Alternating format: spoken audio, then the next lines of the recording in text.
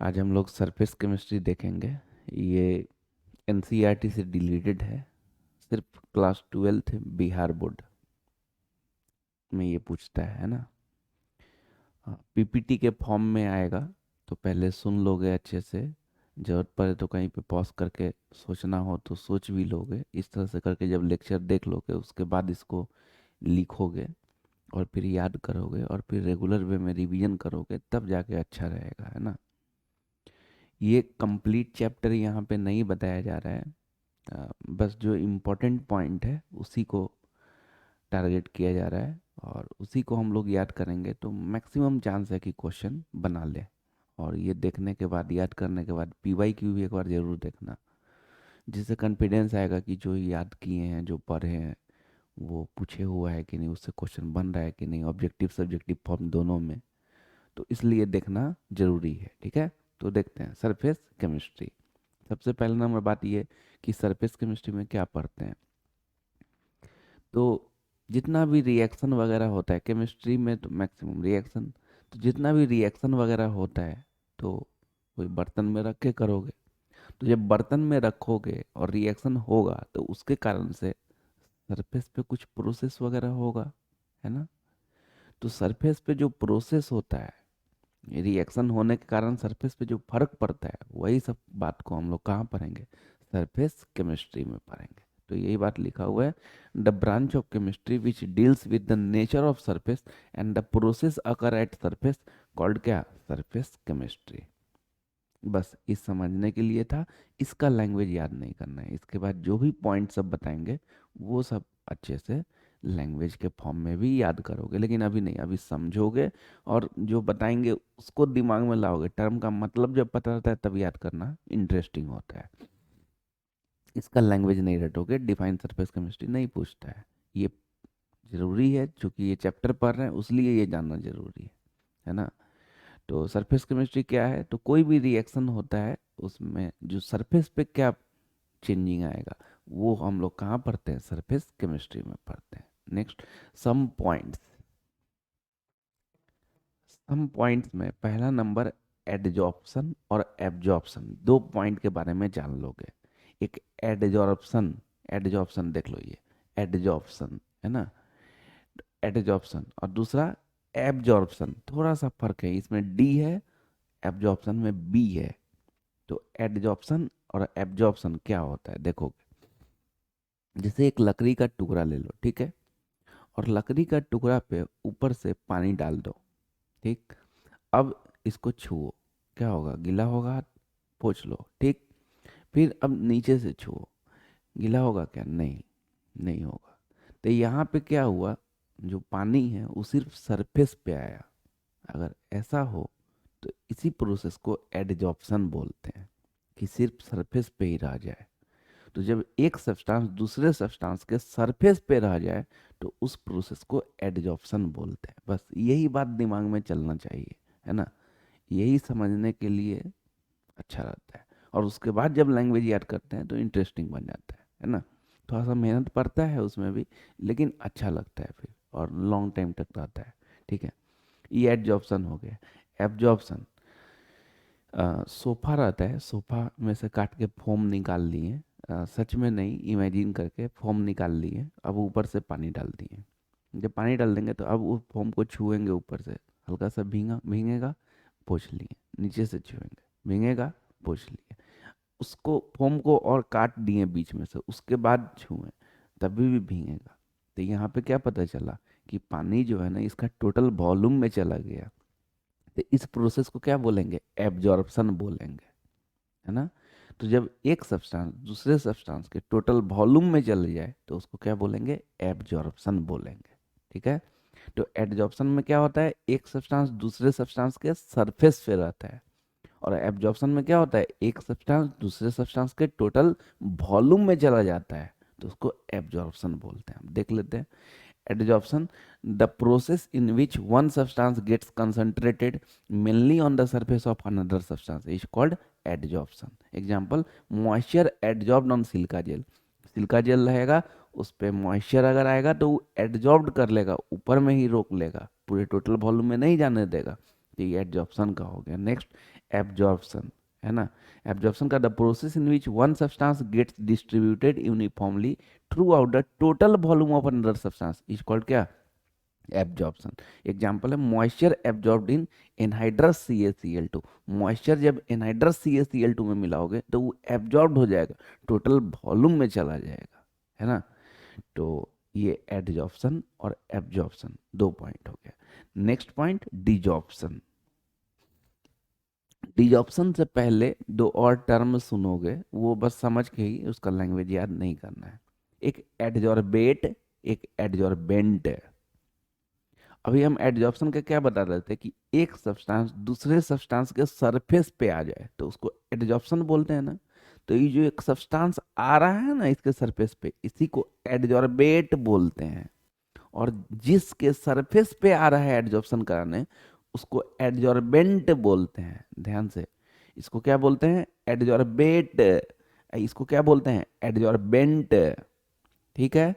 तो जैसे moisture एडजॉर्ब्ड on silica gel, तो मॉइस्चर क्या हो गया, एडजॉर्बेट। और सिलिका जेल क्या हो गया, एडजॉर्बेंट। तो ये दो टर्म समझ के रखेंगे, एडजॉर्बेट ये और एडजॉर्बेंट ये। ठीक है। अब डिजॉर्प्शन समझते हैं। एडजॉर्प्शन में क्या होता था, एक सब्सटेंस दूसरे सब्सटेंस के सरफेस पे आ जाता था। ये सब्सटेंस क्या है, एडजॉर्बेट। ये क्या है, एडजॉर्बेंट। ठीक है। तो डिजॉर्प्शन में इसका उल्टा, वैसा प्रोसेस जिसमें एडजॉर्बेट एडजॉर्बेंट से अलग हो जाए, उसी को क्या बोलते हैं, डिजॉर्प्शन बोलते हैं। फिर से एक बार, वैसा प्रोसेस जिसमें एडजॉर्बेट एडजॉर्बेंट से अलग हो जाए, उसी को क्या बोलते हैं, डिजॉर्प्शन बोलते हैं। ये दिमाग में चलना चाहिए। अगर अभी नहीं सोच पा रहे तो पॉज करके एक बार दिमाग में करो, तब आगे बढ़ना है। ये नहीं कि बस खाली सुन लिए, कोई पूछा अचानक से कि एडजॉर्प्शन बताओ, पता ही नहीं। वैसा नहीं होना चाहिए। बहुत बार क्लास में देखते हैं कि कोई टॉपिक बता रहे हैं बता रहे हैं बता रहे हैं, और अचानक से कोई टर्म पूछ दिए, नहीं बोल पाता है। रीजन क्या, ठीक से सुन नहीं पाता है। तो अपने आप में शांत रहना है।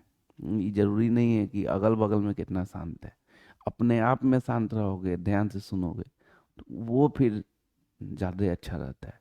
नहीं तो क्या फ़ायदा फिर सुनने का, देखने का क्या फ़ायदा, जब हम दिमाग में ही नहीं कर पा रहे हैं। तो ये कंसेप्ट चलना चाहिए कि अगर कोई पूछे डिज ऑप्शन बीच में, तो बता सके कि वैसा प्रोसेस जिसमें एडजॉर्बेट एडजॉर्बेंट से अलग हो जाए, उसको क्या बोलते हैं, डिज ऑप्शन बोलते हैं। तो यही बात, the process in which removal of adsorbate from the surface of adsorbent is called क्या, डिज ऑप्शन। ठीक है। इसका एग्जाम्पल नहीं करना है, तो वही हो जाएगा कि moisture remove from silica gel, लेकिन वो जिसका एग्जाम्पल लिखेंगे उसी का एग्जाम्पल याद करना है और उसका कर ही लेना है। जिसका एग्जाम्पल नहीं लिखे हुए हैं उस पर दिमाग नहीं लगाना है, उसका खाली डिफिनेशन कर लेना है। ठीक है। Next point, जॉर्प्शन। जॉर्प्शन क्या होता है, तो वैसा प्रोसेस जिसमें एडजॉर्प्शन और एब्जॉर्प्शन दोनों हो जाए, उसी को जॉर्प्शन बोलते हैं। जैसे डाई में, डाई मतलब कलरिंग कंपाउंड होता है, उसमें कोई कॉटन का कपड़ा रखे, तो कॉटन का कपड़ा जब रखेंगे उस डाई करने के लिए, तो वो क्या करेगा कि एडजॉर्ब्ड भी कर लेगा और एब्जॉर्ब्ड भी कर लेगा। जैसे ब्लू कलर का डाई है और ये वाइट कलर का साड़ी है, इस साड़ी को डाई में रखे, ठीक, अभी ब्लू कलर का बन गया। जब ब्लू कलर का बन जाएगा तो ऐसा नहीं कि ऊपर से खाली ब्लू कलर का दिखेगा, इधर से ब्लू कलर का दिखेगा, इवन उसका धागा भी काट दोगे ना तब भी वो भी ब्लू कलर का हो जाएगा। तो जब कॉटन को डाई में रखते हैं, तो कॉटन एडजॉर्ब्ड भी करता है और एब्जॉर्ब्ड भी करता है। इसी प्रोसेस को क्या बोलते हैं, जॉर्प्शन बोलते हैं। ठीक है। तो देखोगे, the process in which adsorption and absorption both takes place simultaneously is called क्या, जॉर्प्शन। एग्जांपल दिया हुआ है, when cotton submerged in dye then it get adsorbed as well as absorbed. Next point, physisorption, या फिर इसी को physical adsorption भी बोलते हैं। ठीक है ना।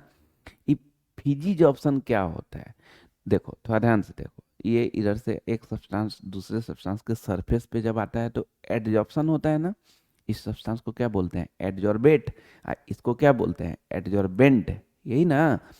एडजॉर्बेट जनरली गैस होता है और एडजॉर्बेंट जनरली सॉलिड होता है। फिर से एक बार, एडजॉर्बेट जनरली ज़्यादातर केस में क्या होता है, गैस होता है, और एडजॉर्बेंट सॉलिड होता है। अब सुनोगे फिजिज ऑप्शन का। जब गैसियस मोलिकुल्स या एटम्स सॉलिड सरफेस पे आएगा और वंडरवाल्स फोर्स के थ्रू जुड़ेगा तो उसी को फिजिज ऑप्शन बोलेंगे। समझ में आ गया? जब गैसियस मोलिकुल्स या एटम सॉलिड सरफेस पे आएगा और वंडरवाल्स फोर्स के थ्रू जुड़ेगा तो उसको फिजिज ऑप्शन बोलते हैं या फिजिकल एडजॉर्प्शन बोलते हैं। ठीक, तो देखो, when gas molecules or atoms are held to solid surface by van der Waals force, then adsorption is called क्या? Physisorption. Next point, chemisorption. Chemisorption का ही दूसरा नाम क्या है? Chemical adsorption. इसमें देखो, गैस मोलिकुल्स या एटम सॉलिड सरफेस पे आएगा और केमिकल बॉन्ड से जुड़ेगा। केमिकल बॉन्ड का तुम लोग जानते हो तीन टाइप होता है, ionic bond, covalent bond, coordinate bond. तो कोऑर्डिनेट बॉन्ड नहीं, आयोनिक बॉन्ड और कोवैलेंट बॉन्ड से जुड़ेगा। केमिकल बॉन्ड में कौन कौन सा बॉन्ड से? आयोनिक बॉन्ड और कोवैलेंट बॉन्ड से जुड़ेगा। तो इसी को हम लोग क्या बोलेंगे? केमीज ऑप्शन बोलेंगे। तो फिजिज ऑप्शन क्या होता था? गैस मोलिकुल्स या एटम सॉलिड सरफेस पे आया, वंडर वाल्स फोर्स से जुड़ा, तो फिजिज ऑप्शन। गैस मोलिकुल्स या एटम सॉलिड सरफेस पे आया, केमिकल बॉन्ड से जुड़ा, मतलब आयोनिक या कोवैलेंट बॉन्ड से जुड़ा, तो उसी को केमीज ऑप्शन। दिमाग में चलना चाहिए पॉइंट, सब बार बार बोल रहे हैं, अगर नहीं चल पा रहा है तो पॉज करके सोचो, लेकिन सोच लेना है, ठीक है ना? देखो केमीज ऑप्शन का, when gas molecules or atoms are held to solid surface by chemical bond, that is by ionic bond or by covalent bond, then adsorption is called क्या? केमीजॉर्प्शन। ठीक भाई। Next point, difference between physisorption and chemisorption. देखो, अगर बहुत बार तो ऐसे define फिजिजॉर्प्शन आ जाता है 2 मार्क्स वाला क्वेश्चन में, तो सीधे डिफिनीशन लिख दोगे। डिफाइन केमीजॉर्प्शन आ जाता है, ठीक है ना, तो डिफिनीशन लिख दोगे। ऑब्जेक्टिव में अगर पूछ दिया कि फिजिज ऑप्शन में कौन सा फोर्स, 4 गो ऑप्शन दिया रहे तो वंडरवाल्स फोर्स टिक कर दोगे। केमीज ऑप्शन में कौन सा फोर्स, तो केमिकल बॉन्ड टिक कर दोगे, है ना। लेकिन ये डिफरेंस जो है, अगर 5 नंबर वाला क्वेश्चन पूछेगा, है ना, write the difference between physisorption and chemisorption, तब फिर खाली डिफिनीशन लिखने से काम थोड़ा नहीं चलेगा, पॉइंट करके लिखना होगा। तो उस केस में ये चीज काम देता है, difference between physisorption and केमीज option.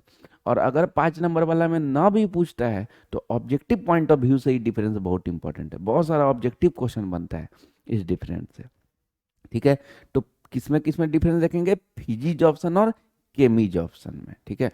तो देखो, फिजिज ऑप्शन और केमीज ऑप्शन में डिफरेंस देखेंगे तो इधर फिजिज ऑप्शन है, इधर में केमीज ऑप्शन है। इसका पहला पॉइंट है कि इसका कम हीट ऑफ एडजॉर्प्शन होता है, 20 से 40 किलो जूल पर मोल, और इसका हीट ऑफ एडजॉर्प्शन ज़्यादा होता है, 80 से 240 किलो जूल पर मोल।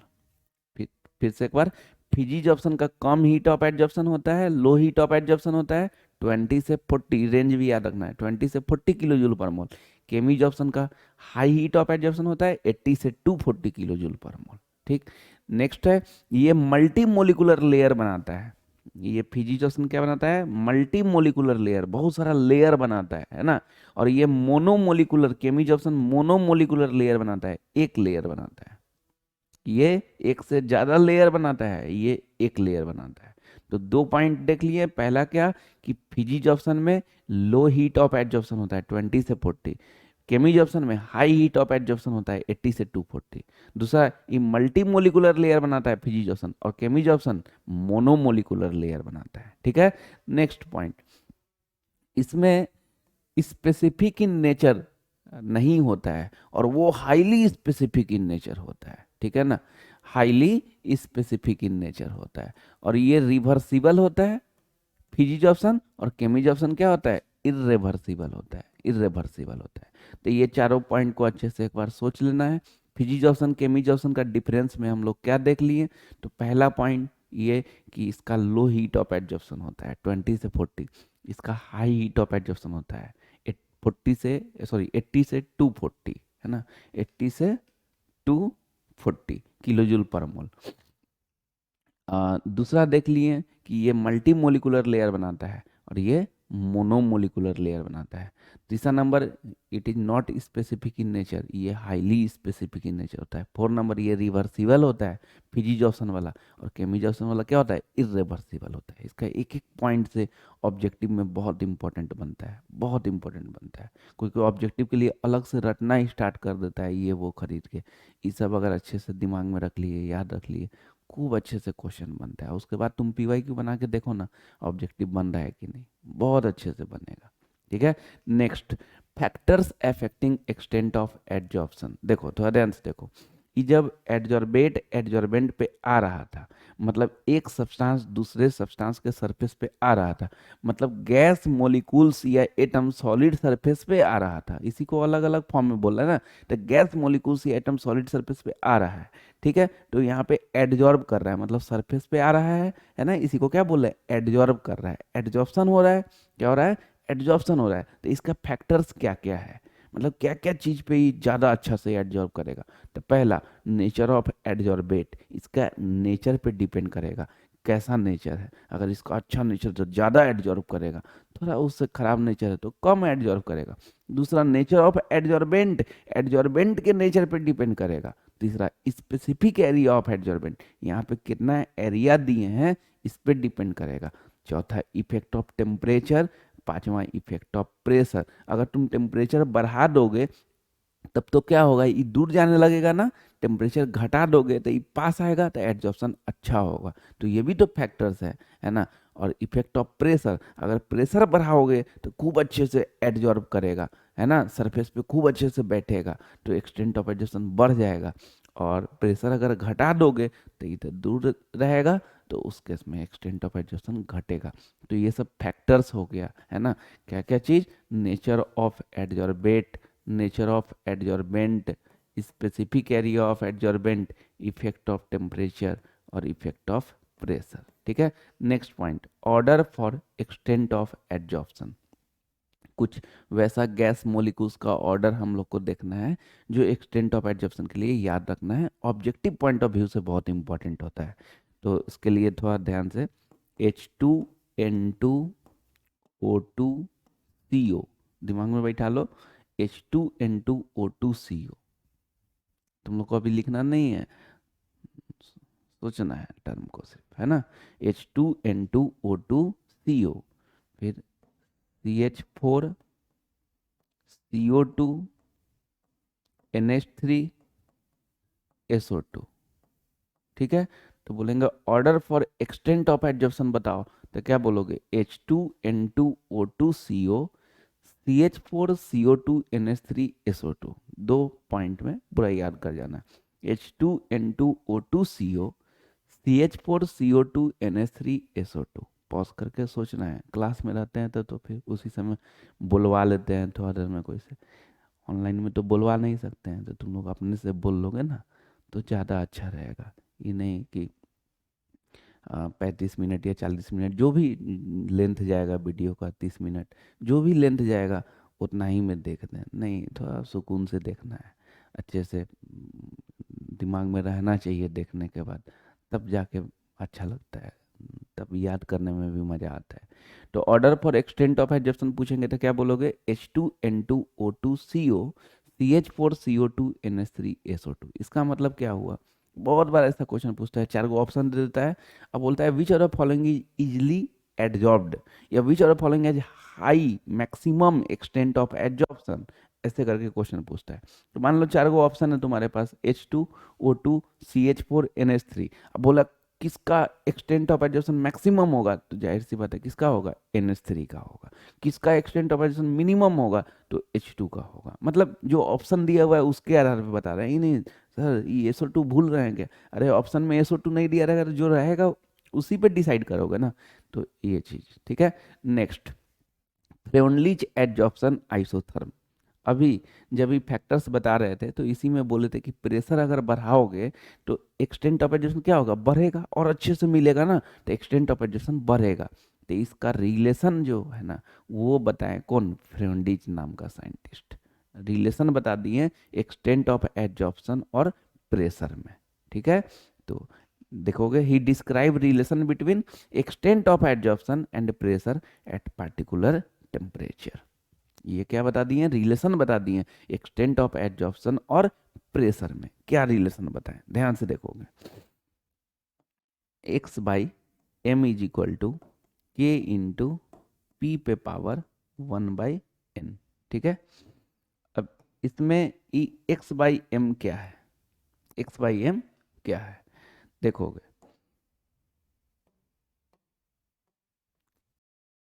Extent of adsorption, extent of adsorption, P को बोलते हैं प्रेशर, और के और एन जो था इसको कांस्टेंट बोलते हैं, कांस्टेंट। तो फ्रेंडली एडजॉर्प्शन आइसोटर्म क्या है, डिफाइन करना है अगर बोलेगा तो क्या करेंगे, he describe relation between extent of adsorption and pressure at particular temperature. ठीक, उसके नीचे फॉर्मूला लिख देंगे x by m equal to k into p पे पावर 1/n, और वेयर करके लिख देंगे एक्स बाई एम को क्या बोलते हैं, एक्सटेंट ऑफ एडजॉर्प्शन, पी को प्रेशर, के और एन को क्या बोलते हैं, कांस्टेंट बोलते हैं। इसमें भी ये जो एक्स है इसको मास ऑफ एडजॉर्बेट बोलते हैं, आई एम को मास ऑफ एडजॉर्बेंट बोलते हैं, लेकिन उससे कोई काम नहीं है क्योंकि न्यूमेरिकल प्रॉब्लम बनाने नहीं आता है, सिर्फ इतना डिफाइन फ्रेंडली एडजॉर्प्शन आइसोथर्म आ जाएगा तो तुम पूरा लिख दो। या फिर ऑब्जेक्टिव में इसका पूछ देगा कि फ्रेंडली एडजॉर्प्शन आइसोथर्म का एक्सप्रेशन क्या है, तो चार को ऑप्शन दिया रहेगा जिसमें x by m equal to k into p पे पावर 1/n कर देंगे। ठीक है, next topic thermodynamic of adsorption. Thermodynamic of adsorption में देखो, थोड़ा ध्यान से देखो, ये जो गैस मॉलिक्यूल सॉलिड सरफेस पे आ रहा है तो इसके लिए दो कंडीशन होना चाहिए। पहला थर्मोडायनामिक के हिसाब से, पहला क्या कि इसका इंथैल्पी कम होना चाहिए, डेल्टा एच निगेटिव होना चाहिए, delta H less than zero, less than zero मतलब निगेटिव, डेल्टा एच निगेटिव होना चाहिए। डेल्टा एच निगेटिव मतलब क्या, हीट रिलीज्ड, सही बात है, जब गैस मॉलिक्यूल सॉलिड सरफेस पे आएगा तो इसका हीट रिलीज होगा, तो डेल्टा एच निगेटिव होना चाहिए। और दूसरा इंट्रॉपी कम होना चाहिए, जब ये यहाँ पे आके बैठ जाएगा तो इसका रैंडमनेस कम हो गया, इंट्रॉपी मतलब रैंडमनेस होता है, तो रैंडमनेस कम हो गया तो इंट्रॉपी कम होना चाहिए थे। एडजॉर्प्शन का दो कंडीशन है ना, एडजॉर्प्शन का दो कंडीशन, पहला डेल्टा एच निगेटिव होना चाहिए और दूसरा डेल्टा एस भी निगेटिव होना चाहिए, या लेस देन जीरो भी लिख सकते हो इसको। ठीक है, डेल्टा एच निगेटिव क्यों, जब गैस मॉलिक्यूल सॉलिड सरफेस पे आएगा तो यहाँ से हीट रिलीज होगा, तो इसलिए delta H negative. Delta S negative क्यों, यहाँ पे आके शांति सुकून से बैठ जाएगा, मतलब रैंडमनेस खत्म हो गया, इंट्रॉपी मतलब रैंडमनेस होता है, उसी को डेल्टा एस डिनोट करता है, रैंडमनेस खत्म हो गया तो इसलिए डेल्टा एस निगेटिव होना चाहिए। तो डेल्टा एच निगेटिव मतलब heat is released, heat release हो रहा है, और डेल्टा एस निगेटिव मतलब रैंडमनेस कम हो रहा है, इंट्रॉपी डिक्रीज हो रहा है, इंट्रॉपी डिक्रीज हो रहा है। थर्मोडायनेमिक का एडजॉर्प्शन का यही दो कंडीशन है कि डेल्टा एच निगेटिव होना चाहिए, डेल्टा एस निगेटिव होना चाहिए। ठीक है, अब देखो थर्मोडायनेमिक का एक फॉर्मूला है delta G equal to delta H minus T delta S, और चूंकि ये एडजॉर्प्शन के केस में पढ़ रहे हैं इसलिए डेल्टा एच निगेटिव और डेल्टा एस भी निगेटिव, ऐसा कुछ होगा। अब देखो ये दोनों जब निगेटिव, ये डेल्टा एस निगेटिव तो माइनस, इधर पीछे माइनस है तो ये क्या हो जाएगा, प्लस हो जाएगा। ठीक है, और ई ऑलरेडी माइनस में है, तो जैसे जैसे समय बढ़ेगा, ध्यान से सुनो, जैसे जैसे समय बढ़ेगा डेल्टा एच का वैल्यू घटेगा, और जब डेल्टा एच का वैल्यू घटेगा तो एक समय बाद डेल्टा एच बराबर टी डेल्टा एस हो जाएगा, क्योंकि ये माइनस इंटू माइनस प्लस में है और ई माइनस में है, तो एक समय बाद डेल्टा एच बराबर टी डेल्टा एस हो जाएगा, और जहां पे डेल्टा एच बराबर हो जाएगा टी डेल्टा एस का वहां पे डेल्टा जी इक्वल टू क्या हो जाएगा, जीरो, और डेल्टा जी जीरो मतलब इक्विलिब्रियम स्टैब्लिश्ड हो गया, यही है थर्मोडायनेमिक ऑफ एडजॉर्प्शन। तो कभी भी थर्मोडायनेमिक ऑफ एडजॉर्प्शन डिफाइन करने बोले तो पहले एडजॉर्प्शन का ऐसे ही लिखना, delta H equal to negative और delta S equal to negative, ये कंडीशन लिख देना। उसके बाद फार्मूला लगा देना थर्मोडायनेमिक वाला, इसके नीचे निगेटिव इसके नीचे निगेटिव लिख दो। अब ये तुम दिमाग में चलाओ कि भाई ये माइनस इंटू माइनस प्लस हो जाएगा, ये माइनस होगा। तो जैसे जैसे समय बढ़ेगा कुछ समय बाद क्या होगा, डेल्टा एच बराबर डी डेल्टा एस हो जाएगा। जब डेल्टा एच बराबर टी डेल्टा एस हो जाएगा तो डेल्टा जी जीरो हो जाएगा, और डेल्टा जी जीरो मतलब इक्विलिब्रियम इस्टेब्लिश्ड हो गया। तो इतना लिखने के बाद थोड़ा सा लैंग्वेज भी लिखना, with the passing of time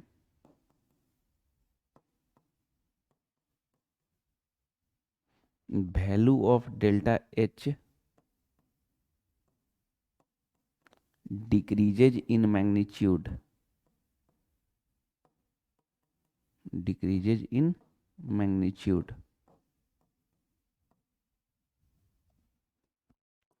after some time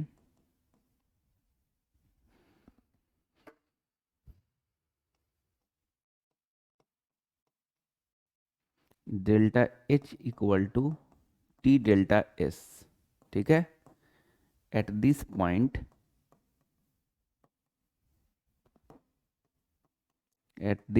delta g equal to zero, delta G zero हो जाएगा, that means equilibrium is established, equilibrium is established।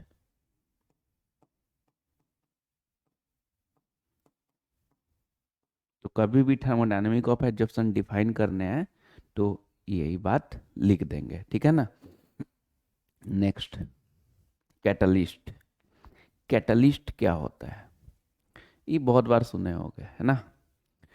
जैसे कोई रिएक्शन हो रहा है तो कोई रिएक्शन स्लो हो रहा है, तो उस केस में जब तुम कैटलिस्ट मिला दोगे तो इसको फास्ट करवा देगा, फास्ट करवा के जल्दी प्रोडक्ट बना देगा। लेकिन मज़ेदार बात, ये इसका कोई भी पार्ट इन्वॉल्व नहीं होता है, बस वो खाली उसका इतना काम रहेगा कि रिएक्टेंट से प्रोडक्ट फास्ट वे में बना देगा। ऐसा नहीं कि इसका कंपोजिशन एडअप हो जाएगा, कैटलिस्ट उसके बदले में कुछ ले लेगा, या फिर कैटलिस्ट रिएक्शन को कुछ देगा, नहीं, फिर ये अलग हो जाएगा रिएक्शन करवा के, फिर दूसरा के पास चला जाएगा। कैटलिस्ट का यही काम होता है। अच्छा, सिर्फ यही नहीं होता है कि रेट ऑफ रिएक्शन बढ़ाने के लिए यूज करते हैं, कभी कभी रेट ऑफ रिएक्शन घटाने के लिए भी यूज करते हैं। जब रिएक्शन बहुत ज़्यादा वोलेटाइल है, बहुत फास्ट में हो रहा है, तो उस केस में तो ब्लास्ट कर जाएगा, तो उस केस में उसका रेट को घटाने के लिए कैटलिस्ट का यूज करते हैं। वैसा कैटलिस्ट का यूज करते हैं जो रेट ऑफ रिएक्शन इसको घटा दे, है ना। तो उस केस में फिर उसको थोड़ा स्लो में कर रहा था है, और जैसे ही प्रोडक्ट बना दिया फिर ये हट गया। तो इसका कंपोजिशन चेंज नहीं होता है, ना कैटलिस्ट का चेंज होता है कंपोजिशन, न रिएक्शन में रिएक्टेंट वगैरह का होता है कंपोजिशन चेंज। ये बस रिएक्शन कराएगा, चाहे फास्ट करवा देगा, मैक्सिमम केस में फास्ट करवाता है, रेट ऑफ रिएक्शन को बढ़ाने के लिए इसका यूज करवाते हैं, और बहुत कम केस में रेट ऑफ रिएक्शन को घटाने के लिए यूज करते हैं। तो फाइनली कैटलिस्ट क्या समझे, वैसा सब्सटेंस जो रेट ऑफ रिएक्शन को अल्टर करे, अल्टर मतलब बढ़ा भी सके और घटा भी सके, हाँ, वैसा सब्सटेंस जो रेट ऑफ रिएक्शन को अल्टर करे विदाउट चेंज इन कंपोजिशन, मतलब कंपोजिशन में कोई चेंजिंग नहीं आए, उसी को हम लोग क्या बोलते हैं, कैटलिस्ट बोलते हैं। ठीक है, तो देखोगे, the substance which alter rate of reaction without change in composition is called क्या, कैटलिस्ट। कभी कभी डिफाइन कैटालाइसिस पूछ देता है। देखो, कैटलिस्ट और कैटालाइसिस में थोड़ा सा फर्क है। कैटलिस्ट मतलब सब्सटेंस हो गया, है ना, या कैटालाइसिस मतलब प्रोसेस हो गया, जिस प्रोसेस से ये काम करवाते हैं ना उसी को कैटालाइसिस बोलते हैं। तो डिफाइन कैटलिस्ट आए तब तो ये लिख दोगे, और डिफाइन कैटालाइसिस आए तब बोलोगे द प्रोसेस इन विच, क्या, the process in which substance alter rate of reaction without change in composition is called catalysis. फिर से एक बार, the process in which substance alter rate of reaction without change in composition is called क्या, catalysis. तो define catalyst पूछेगा तो ये, कैटलाइसिस पूछेगा तो उसका खाली फ्रेम कर लोगे, लैंग्वेज नहीं, वो तो इसी से बना के लिख दोगे। ठीक है, नेक्स्ट पॉइंट, होमोजीनियस कैटलाइसिस। इसमें क्या होता है होमोजीनियस कैटलाइसिस में, कि रिएक्टेंट और कैटलिस्ट का फेज सेम होना चाहिए। होमोजीनियस नाम से लग रहा है ना कि सेम टाइप का, है ना, कैटालाइसिस प्रोसेस को बोलते हैं। तो वैसा कैटालाइसिस मतलब वैसा प्रोसेस जिसमें रिएक्टेंट और कैटालिस्ट का फेज क्या हो, सेम हो, उसी को क्या बोलेंगे, होमोजीनियस कैटालाइसिस। तो देखो, the catalysis in which reacting species किसको बोलते हैं, रिएक्टेंट को, and catalyst both are in same phase is called homogeneous catalysis.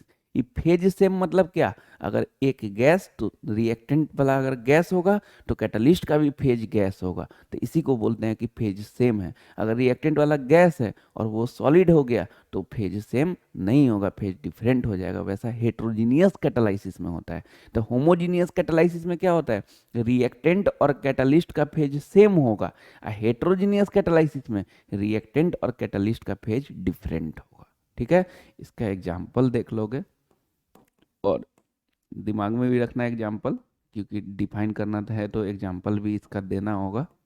तो 2SO2 ये गैस है, प्लस O2, जाहिर सी बात है ये भी गैस है, से 2SO3, SO3 बनेगा। SO2 और O2 को मिलाएंगे तो क्या बनेगा, SO3, ये भी गैस है। खैर इसका फेज से कोई मतलब भी नहीं है ना। यहाँ पे जो कैटलिस्ट यूज होता है वो नाइट्रिक ऑक्साइड NO, ये गैस है। तो यहाँ पे क्या देख रहे हैं, रिएक्टेंट और कैटलिस्ट का फेज सेम है, इसलिए इसको क्या बोलेंगे, होमोजीनियस कैटालाइसिस बोलेंगे। प्रोडक्ट से कोई मतलब नहीं है, प्रोडक्ट का कुछ हो रहा है, इसमें रिएक्टेंट और कैटलिस्ट का फेज सेम है ना, इसका मतलब होमोजीनियस कैटालाइसिस बोलेंगे। ठीक है, ये जो रिएक्शन होता है ना, लेड चैम्बर प्रोसेस में होता है। अगर तुम ऑस्टवाल्ड कंटैक्ट प्रोसेस वाला में अगर देखोगे, कंटैक्ट प्रोसेस में भी आता है SO2 प्लस O2 से SO3, तो उसमें फिर कैटलिस्ट के तौर पे NO नहीं रहता है, नाइट्रिक ऑक्साइड नहीं रहता है, B2O5 रहता है। क्या रहता है, B2O5 रहता है। लेकिन ये लेड चैम्बर प्रोसेस में SO2 से जब SO3 बनाया जाता है तो नाइट्रिक ऑक्साइड यूज करते हैं। खैर यहाँ पे तो सिर्फ इतना काम है कि रिएक्टेंट और कैटलिस्ट का फेज क्या है, सेम है, इसलिए इसको क्या बोलेंगे, होमोजीनियस कैटालाइसिस बोलेंगे। ठीक है, नेक्स्ट हेट्रोजीनियस कैटालाइसिस देखो, the catalysis in which reacting species and catalyst both are in different phase is called क्या, हेट्रोजीनियस कैटालाइसिस। इसका example N2 gas plus 3H2 gas से 2NH3 एमोनिया बन गया है ना। तो ये एमोनिया क्या क्या चीज़ से बना है, N2 और H2 से मिला के बना। यहाँ पे अगर ऐसे ही इसको कराते रहेंगे तो बहुत स्लो प्रोसेस में होता रहेगा। तो यहाँ पे कैटलिस्ट डाल देंगे आयरन। आयरन क्या होता है, सॉलिड होता है। तो क्या देख रहे हो, रिएक्टेंट और कैटलिस्ट का फेज डिफरेंट हो गया, तो इसको क्या बोलेंगे, हेट्रोजीनियस कैटालाइसिस बोलेंगे। क्लियर है भाई। चलो next point, colloidal solution. Colloidal solution का ही दूसरा नाम क्या होता है, कोलोइड्स होता है। क्या होता है, कोलोइड्स होता है। एक्चुअली अगर डिटेल में पढ़ते तो ये बात बताते, अभी भी बता रहे हैं शॉर्ट में थोड़ा, लेकिन कि जो सॉल्यूशन है ना उसको साइज के बेसिस पे 3 पार्ट में बांटते हैं, true solution, suspension, colloidal solution. एक बार और, सॉल्यूशन को साइज के बेसिस पे 3 पार्ट में बांटते हैं, true solution, suspension, colloidal solution. जो हम लोग क्लास 12 का फर्स्ट चैप्टर पढ़े थे सॉल्यूशन, NCERT के बेसिस पे, तो वो ट्रू सॉल्यूशन था, पूरा चैप्टर ही ट्रू सॉल्यूशन था, है ना।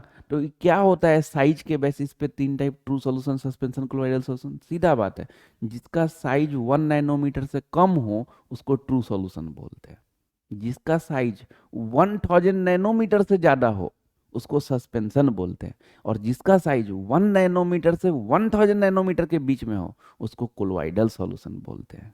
एक बार और, साइज के बेसिस पे सॉल्यूशन का कितना टाइप, 3 टाइप। कौन कौन, true solution, suspension, colloidal solution.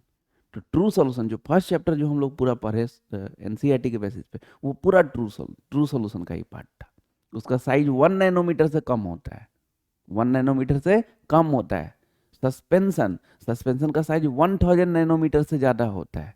और कोलोइडल सॉल्यूशन का साइज 1 नैनोमीटर से 1000 नैनोमीटर के बीच में रहता है। तो colloidal solution, the heterogeneous mixture which contains particles of intermediate size bracket में 1 nanometre to 1000 nanometre is called क्या, कोलोइडल सॉल्यूशन। जो ट्रू सॉल्यूशन होता है ना वो होमोजीनियस मिक्सचर होता है। क्यों, क्योंकि उसका साइज 1 नैनोमीटर से कम ना, मतलब बहुत छोटा ना, बहुत छोटा ना, इतना छोटा कि एक जैसा दिखे, तो इसलिए वो होमोजीनियस मिक्सचर होता है। लेकिन सस्पेंशन और कोलोइडल सॉल्यूशन हेट्रोजीनियस मिक्सचर होता है। अब ये कोलोइडल सॉल्यूशन में आ, दो टर्म जानना है, एक तो डिस्पर्स्ड फेज, एक डिस्पर्सन मीडियम। तो जैसे ट्रू सॉल्यूशन में एक सॉल्यूट होता था, एक सॉल्वेंट होता था, बाइनरी सॉल्यूशन के बारे में पढ़ते थे ना, तो एक सॉल्यूट होता था, एक सॉल्वेंट होता था। उसी तरह इसमें डिस्पर्स्ड फेज और डिस्पर्सन मीडियम होता है। जो जनरली कम मात्रा में हो उसको डिस्पर्स्ड फेज बोलते हैं, जो ज़्यादा मात्रा में हो उसको डिस्पर्सन मीडियम बोलते हैं। इसका लैंग्वेज फिर याद नहीं करना है, समझ के रखना है। तो डिस्पर्स्ड फेज और डिस्पर्सन मीडियम का फिजिकल स्टेट के बेसिस पे, क्या बोले, डिस्पर्स्ड फेज और डिस्पर्सन मीडियम का फिजिकल स्टेट के बेसिस पे कोलोइडल सॉल्यूशन का 8 टाइप होता है। कितना टाइप? 8 टाइप होता है। तो देखते हैं नेक्स्ट उसको। इधर रहेगा डिस्पर्स्ड फेज,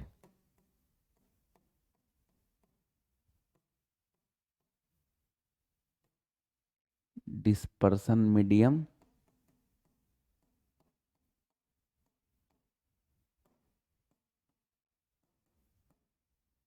ये क्लोराइड्स बना लेगा तो टाइप ऑफ क्लोराइड्स हो जाएगा।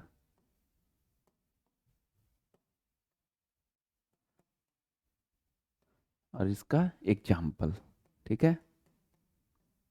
एक्चुअली कोलोइडल सॉल्यूशन को फिर 3 पार्ट में बांटते हैं। देखो, सॉल्यूशन को 3 पार्ट में बांटते हैं साइज के बेसिस पे, true solution, suspension, colloidal solution. और कोलोइडल सॉल्यूशन को भी 3 पार्ट में बांटते हैं, disperse phase, dispersion. Disperse phase जैसे ही सुने समझ जाओ, कम मात्रा में, डिस्पर्सन मीडियम ज्यादा मात्रा में। तो 3 पार्ट में बांटते हैं। तो ये पहला पार्ट है on the basis of physical state, physical state के बेसिस पे बांट रहे हैं, ठीक है ना। तो फिजिकल स्टेट के बेसिस पे कोलोइडल सॉल्यूशन का कितना टाइप? तो 8 टाइप, ठीक है। देखोगे ध्यान से, डिस्पर्स फेज में सॉलिड, दिमाग में थोड़ा बैठाते जाओगे पैटर्न, अभी लिखना नहीं है जी, दिमाग में बैठाते जाओगे। Solid solid solid, liquid liquid liquid, gas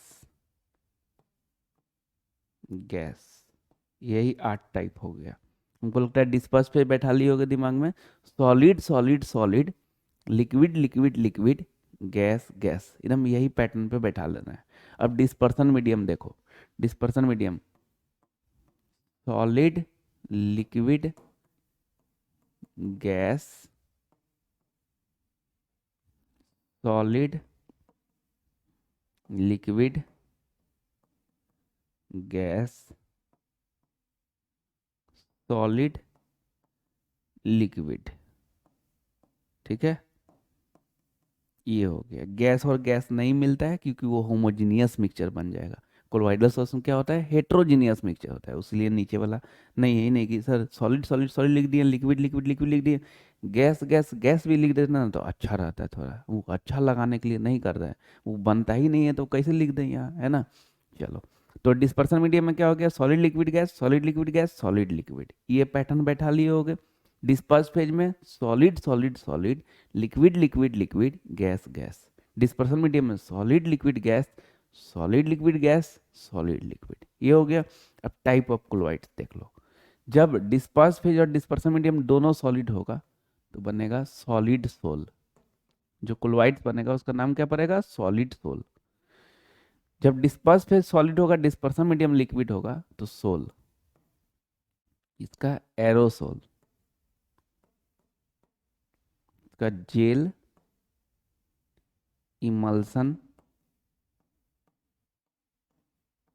aerosol, solid sol, foam. तो इसको भी सिक्वेंशियल वाइज दिमाग में रख लेना है, 3 3 का लेयर बना लेना है, फिर लास्ट में 2। तो solid sol, sol aerosol, gel emulsion aerosol, solid sol foam, इस तरह से याद कर लेना है। फिर से एक बार, solid sol, sol aerosol, gel emulsion aerosol, solid sol foam. तो ये 8 हो जाएगा। अब इसका एग्जाम्पल देख लेते हैं। Coloured glass,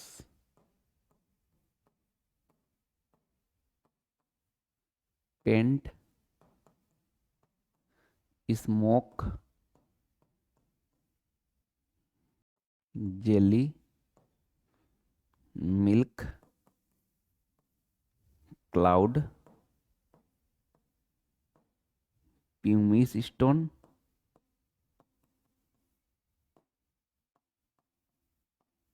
fruit. ठीक है, ये ऐसा नहीं कि एक ही एक एग्जाम्पल होता है, बहुत सारा एग्जाम्पल होता है, लेकिन काम इतना ही का है इस कारण से। तो coloured glass, paint, coloured glass मतलब ग्लास आता है जो अलग अलग कलर का आता है, बहुत सारा मिक्सचर रहता है उसका। पेंट जानते हैं, स्मोक समझ रहे हैं, जेली, मिल्क, क्लाउड मतलब बादल वगैरह, प्यूमिस स्टोन पत्थर होता है ना, और फ्रोथ मतलब झाग बना लेता है। तो ये सब एग्जाम्पल हो गए। तो एग्जाम्पल को भी तीन तीन लेयर करके, coloured glass, paint, smoke, jelly, milk, cloud, pumice stone, froth, तीन तीन का, फिर लास्ट में दो का लेयर बना लेंगे। अब इसका यूज क्या होगा, देखो डिस्पर्स फेज, डिस्पर्सन मीडियम तो अभी खूब अच्छे से दिमाग में बैठ गया होगा। ठीक है, थोड़ा देर पॉज करके सोच लोगे तो टाइप्स ऑफ क्लोराइड्स हो जाएगा, solid sol, sol aerosol, gel emulsion aerosol, solid sol foam. फिर थोड़ा देर पॉज करके सोच लेंगे तो एग्जाम्पल हो जाएगा। ठीक है, इतना होने के बाद कि अब भाई इसका क्वेश्चन कैसे पूछेगा, है ना, क्वेश्चन किस तरह से पूछेगा। तो क्वेश्चन इसका ज़्यादातर केस में ऑब्जेक्टिव पूछता है, और कभी कभी सब्जेक्टिव भी इसका यूज करके बन जाता है। तो थोड़ा ध्यान से देखना कैसे क्वेश्चन पूछेगा, कैसे बनाएंगे हम लोग। एक तो अगर आ जाता है डिफाइन इमल्सन, तो बिना याद किए हुए खूब आराम से इधर से सोच के बना सकते हैं। डिफाइन इमल्सन तो ऐसे सोच लेंगे, देखो। तो इस पे नहीं देखना, मेरे ध्यान से सुनना इधर, हाँ। इमल्सन तो तुम याद किए होगे, solid sol, sol, aerosol, gel, emulsion. ठीक है, पांचवा नंबर पे आया। अब इसका डिस्पर्स्ड फेज निकाल लो कि डिस्पर्स्ड फेज क्या होगा। तो solid solid solid, liquid liquid, तो डिस्पर्स फेज क्या हो गया, लिक्विड।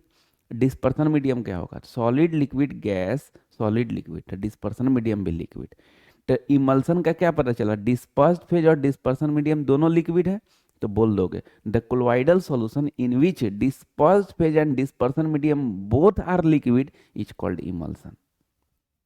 कि वैसा कोलोइडल सॉल्यूशन जिसमें डिस्पर्स्ड फेज और डिस्पर्सन मीडियम दोनों लिक्विड हो, उसी को इमल्सन बोलते हैं। ठीक है, तो इसी तरह कोई को भी, जैसे एग्जांपल के तौर पे सॉलिड सोल डिफाइन करने बोले, तो इसका डिस्पर्स्ड फेज और डिस्पर्सन मीडियम दोनों सॉलिड है, तो क्या बोलोगे, the colloidal solution in which dispersed phase and dispersion medium both are solid is called क्या, सॉलिड सोल। कोई को भी डिफाइन करने बोलेगा ना, तो खूब आराम से इसके बेसिस पे ढाल दोगे। वो तुम अगर इसको सीक्वेंस को इधर उधर कर लोगे तो फिर गड़बड़ा जाएगा। सीक्वेंस रहना चाहिए, solid sol, sol aerosol, gel emulsion aerosol, solid sol foam, ये सीक्वेंस रहना चाहिए। उसके हिसाब से ही सोचेंगे। ये नहीं कि काबिल के फचाक बन के यहाँ पे सॉलिड लिक्विड गैस लिखवा दिए तो गैस लिक्विड सॉलिड लिखना, हम थोड़ा अलग कर लेते हैं, फिर गड़बड़ा जाएगा, फिर पूरा अलग हो जाएगा। तो इसी सीक्वेंस में रखोगे तो किसी का भी डिफिनीशन पूछेगा ना तो खूब आराम से लिख दोगे। तो एक तो डिफिनीशन पूछता है कोई का, कोई भी सोल का, तो खूब आराम से डिस्पर्स फेज डिस्पर्सन मीडियम निकाल लोगे और लिख दोगे।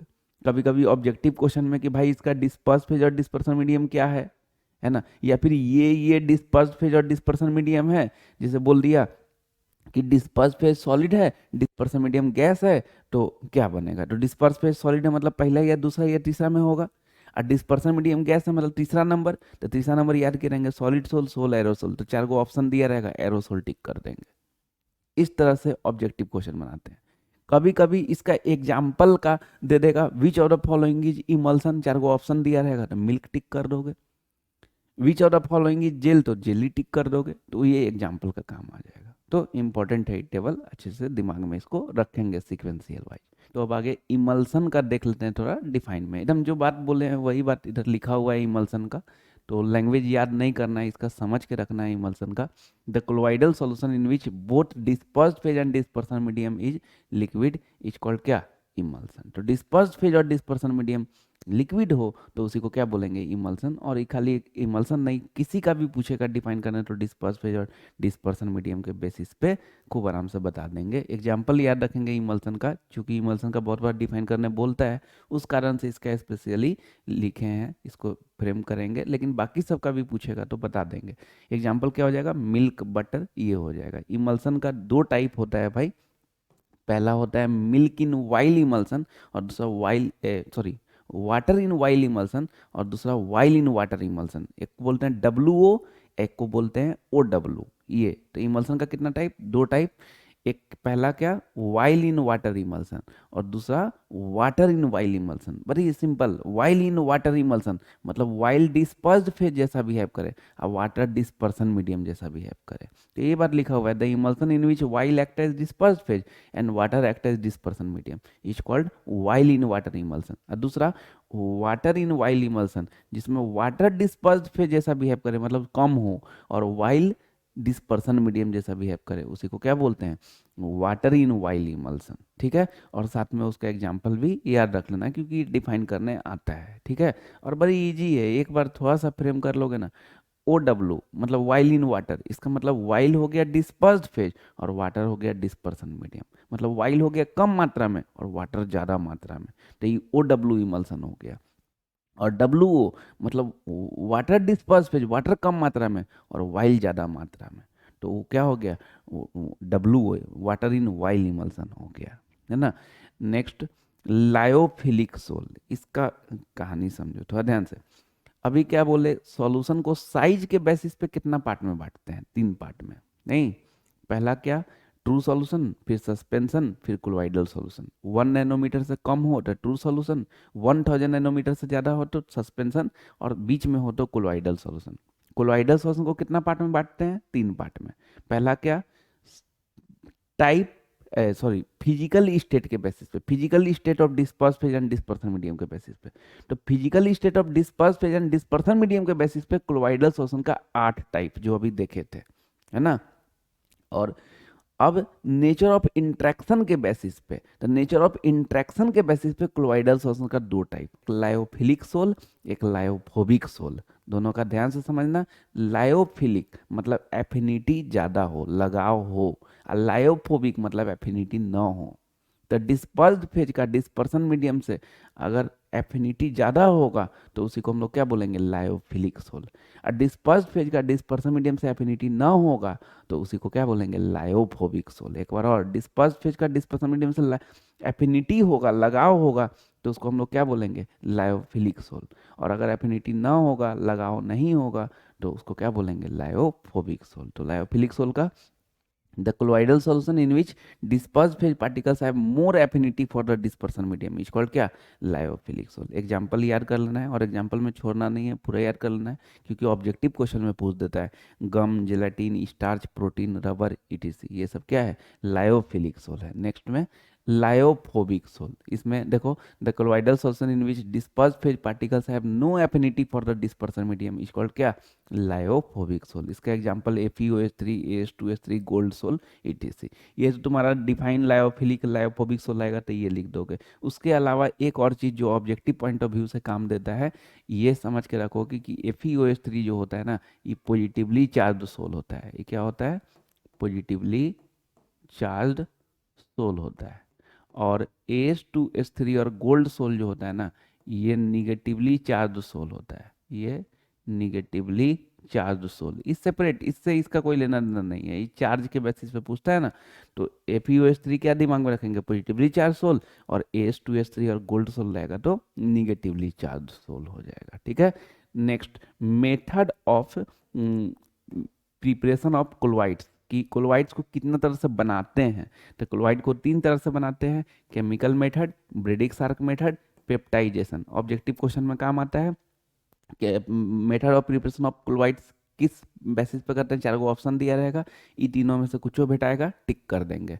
Method of preparation of chloride कितना तरह से करते हैं तो क्या बोलोगे, chemical method, Bredig arc method और पेप्टाइजेशन। क्लोराइड्स को कितना तरह से प्यूरिफाई करते हैं, तो क्लोराइड्स को तीन तरह से प्यूरिफाई करते हैं, dialysis, ultra filtration, ultra centrifugation. ये भी ऑब्जेक्टिव पॉइंट ऑफ व्यू के हिसाब से याद करना है कि प्यूरिफिकेशन कितना तरह से करते हैं क्लोराइड्स को, तो तीन तरह से करते हैं, डायलाइसिस, अल्ट्रा फिल्ट्रेशन और क्या, अल्ट्रा सेंट्रीफ्यूगेशन। ठीक है, नेक्स्ट पेप्टाइजेशन। ये पेप्टाइजेशन जो है ना, इसी को डिफाइन करना है क्योंकि डिफाइन करने में भी आता है पेप्टाइजेशन का, सबका नहीं, पेप्टाइजेशन का डिफाइन करने आता है। इसमें क्या बताएंगे कि फ्रेशली प्रिपेयर्ड प्रेसिपिटेट है, उसको कोलोइडल सॉल्यूशन में कन्वर्ट करना है, सुटेबल इलेक्ट्रोलाइट मिला के, इसी प्रोसेस को पेप्टाइजेशन बोलते हैं। एक बार और, फ्रेशली प्रिपेयर्ड प्रेसिपिटेट है, इसको कोलोइडल सॉल्यूशन में कन्वर्ट करना है सुटेबल इलेक्ट्रोलाइट मिला के, इस प्रोसेस को पेप्टाइजेशन बोलते हैं। तो देखोगे, the process of converting freshly prepared precipitate into colloidal solution by addition of suitable electrolyte is called peptization. इसका एग्जांपल याद रख लोगे, FeOH3 is second with FeCl3 solution. मतलब FeCl3 सॉल्यूशन है, उसमें FeOH3 मिला देंगे और सेक कर देंगे तो ये कोलोइडल सॉल्यूशन बन जाएगा। इसी प्रोसेस को हम लोग क्या बोलेंगे, पेप्टाइजेशन बोलेंगे। क्या बोलेंगे, पेप्टाइजेशन। Next, Tyndall effect. ये टिंडल इफेक्ट क्या होता है, देखो ध्यान से देखो। जैसे इधर से बीम ऑफ लाइट मारे, बीम ऑफ लाइट मारे, और अगर इधर में कोलोइडल सॉल्यूशन रखा हुआ है तो जैसे ही बीम ऑफ लाइट इस पे टकराएगा ना, ये लाइट स्कैटर कर जाएगा, इल्यूमिनेट कर जाएगा, फैल जाएगा। इसी प्रोसेस को टिंडल इफेक्ट बोलते हैं। फिर से एक बार, बीम ऑफ लाइट इधर से मारे और इधर में अगर कोलोइडल सॉल्यूशन रखा हुआ है तो स्कैटर कर जाएगा पूरा। इसी को हम लोग क्या बोलते हैं, टिंडल इफेक्ट बोलते हैं। ये टिंडल इफेक्ट एक तरह से ट्रू सॉल्यूशन और कोलोइडल सॉल्यूशन को सेपरेट करने में भी यूज करता है, पहचानने में भी हेल्प करता है, डिस्टिंग्विश करने में हेल्प करता है। जैसे अगर तुम बीम ऑफ लाइट इधर से मारे, ठीक, और ट्रू सॉल्यूशन है, तो ये इल्यूमिनेट नहीं करेगा, स्कैटर नहीं करेगा। लेकिन अगर वही कोलोइडल सॉल्यूशन है तो इल्यूमिनेट कर जाएगा, पूरा में फैल जाएगा। तो इसी को हम लोग क्या, टिंडल इफेक्ट। खैर बोर्ड पॉइंट ऑफ व्यू से टिंडल इफेक्ट का डिफिनेशन पूछता है, उसका याद कर लेना है टिंडल इफेक्ट का। When a beam of light is pass through colloidal solution then path of beam of light is illuminated, this phenomenon is called क्या, Tyndall effect. Next point, Brownian movement. Brownian movement क्या होता है, zigzag motion होता है इसमें colloidal particles का dispersion medium में। Colloidal particles बोले तो डिस्पर्स्ड फेज बोलना चाह रहे हैं, है ना। तो कोलोइडल पार्टिकल्स का जिगजैग मोशन होता है डिस्पर्सन मीडियम में, इसी को क्या बोलते हैं, ब्राउनियन मूवमेंट बोलते हैं। तो लिखा हुआ है, the zigzag motion of colloidal particles in dispersion medium is called Brownian movement. जब लगे कि नहीं सोच पा रहे हैं तो पॉज करके उसको सोचना है, फिर आगे बढ़ना है। ये नहीं कि हाँ चलो चलो सुनते जाते हैं बाद में, नहीं, एक बार सोचना है, टर्म को सोचना ही। जैसे ब्राउनियन मूवमेंट हम बता दिए, अब उसको पॉज करके सोच लेंगे। अगर डायरेक्टली सोचा हो जाए तो कोई दिक्कत नहीं, बहुत सारा टर्म होता है जो सोचा हो जाता है उसी समय पैरेलली बोलते हुए में, लेकिन कुछ टर्म ऐसा होता है जो नहीं सोचा हो पा रहा है, तो पॉज करके सोच लेंगे, फिर आगे बढ़ेंगे तो अच्छा रहेगा। ठीक है, नेक्स्ट पॉइंट देखते हैं, इलेक्ट्रोफोरेसिस। इलेक्ट्रोफोरेसिस, इलेक्ट्रोऑस्मोसिस, दो पॉइंट है, ये दोनों को एक ही साथ समझते हैं। इसमें क्या होता है, देखो, dispersed phase particles electric field के इन्फ्लुएंस में अगर आ जाएगा तो इस प्रोसेस को इलेक्ट्रोफोरेसिस बोलेंगे। और डिस्पर्सन मीडियम इलेक्ट्रिक फील्ड के प्रेजेंस में अगर आ जाएगा तो उसी को क्या बोलेंगे, इलेक्ट्रोऑस्मोसिस बोलेंगे। तो देखो, electrophoresis, the process of movement of colloidal particles, मतलब डिस्पर्स फेज के बारे में बात हो रहा है। The process of movement of colloidal particles under the influence of electric field is called electrophoresis. Next point, electroosmosis. The process of movement of dispersion medium under the influence of electric field is called क्या, electroosmosis. तो dispersed phase particles मतलब colloidal particles का movement होगा electric field के presence में, तो electrophoresis। Dispersion medium का movement होगा इलेक्ट्रिक फील्ड के प्रेजेंस, इलेक्ट्रिक फील्ड मतलब बहुत सारा चार्ज के प्रेजेंस में, तो उसको इलेक्ट्रो ऑस्मोसिस। ठीक है, नेक्स्ट पॉइंट, कोगुलेशन। कोगुलेशन सुनते ही ना दिल में आ जाना चाहिए प्रेसिपिटेट। क्या, प्रेसिपिटेट। ये स्पेशली कोलोइडल सॉल्यूशन के लिए ही है कि कोलोइडल सॉल्यूशन का प्रेसिपिटेट बन जाए कोई इलेक्ट्रोलाइट मिला के, तो उसी को क्या बोलते हैं, कोगुलेशन बोलते हैं। तो the formation of precipitate of colloidal particles by addition of suitable electrolyte is called क्या, कोगुलेशन। ठीक है, नेक्स्ट, हार्डी सुल्ज रूल या हार्डी सुल्ज लॉ भी बोल देता है बहुत बार, डिफाइन हार्डी सुल्ज लॉ। तो हार्डी सुल्ज रूल क्या होता है, वैलेंसी ऑफ आयन ज्यादा तो कोगुलेटिंग पावर ज्यादा। इसका मतलब वैलेंसी चार्ज अगर ज्यादा रहेगा, वैलेंसी ज्यादा रहेगा तो प्रेसिपिटेट बनने का टेंडेंसी ज्यादा रहेगा। यही है Hardy Schulze rule. Valency of ion ज्यादा तो कोगुलेटिंग पावर ज्यादा। तो ये लिखा हुआ है according to Hardy Schulze rule, greater the valency of ion greater will be its coagulating power. इसको ऐसे समझो, जैसे Al3+ Ca2+ Na+ दे दिया और बोला कि बताओ किसका कोगुलेटिंग पावर ज्यादा होगा। किसका प्रेसिपिटेट बनने का क्षमता ज़्यादा होगा। तो देखो इसका चार्ज +3 मतलब वैलेंसी 3, वैलेंसी 2, वैलेंसी 1, तो इसका वैलेंसी ज़्यादा मतलब कोगुलेटिंग पावर भी ज़्यादा। ये हो गया। इसका तुम लोग अपने देखोगे Cl minus, SO4 2 minus, PO4 3 minus और FeCN6 4 माइनस, ठीक है। और इसका देखना है कोगुलेटिंग पावर है। तो सीधा जैसे ही कोगुलेटिंग पावर देखने बोले ना, समझ जाना ये हार्डिस रूल से बनेगा कि वैलेंसी ज़्यादा था कोगुलेटिंग पावर ज़्यादा। तो इसका पहले एक बार सोचो ना थोड़ा पॉज करके कि किसका ज़्यादा होगा, उसके बाद देखोगे तो ज़्यादा अच्छा रहेगा। तो इसका ना चार्ज है -1, तो मैग्नीट्यूड देखते हैं +1, वैलेंसी +1, ठीक है ना। इसका -2, मैग्नीट्यूड देखते हैं +2, +3, +4, तो इसका वैलेंसी ज़्यादा था कोगुलेटिंग पावर ज़्यादा। अगर कोई सोचे होगे तो इसका सोचे होगे, है ना, कि -1, -2, -3, -4 में -1 बड़ा नहीं, मैग्नीट्यूड देखना।